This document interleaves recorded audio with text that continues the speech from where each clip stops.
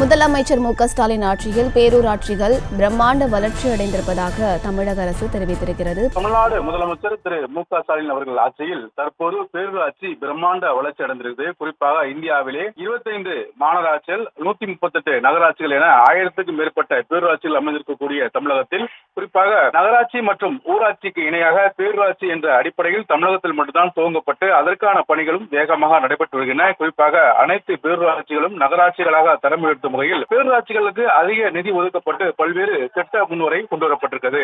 அதன் அடிப்படையில் கிட்டத்தட்ட 2391.72 கோடியில் பேரூராட்சிகளுக்கு மேம்பாட்டு திட்டம் அமல்படுத்தப்பட்டிருக்கிறது. அதன் அடிப்படையில் 1414 கோடி ரூபாயில் சாலை திட்டங்கள் பேரூராட்சி சார்பில் அமைக்கப்பட்டிருக்கின்றன. குறிப்பாக இந்த பேரூராட்சி மற்றும் நகராட்சி சாலைகளை இணைக்கும் வகையில் தற்போது விரிவாக அந்த திட்டமானது அறிவிக்கப்பட்டிருக்கிறது.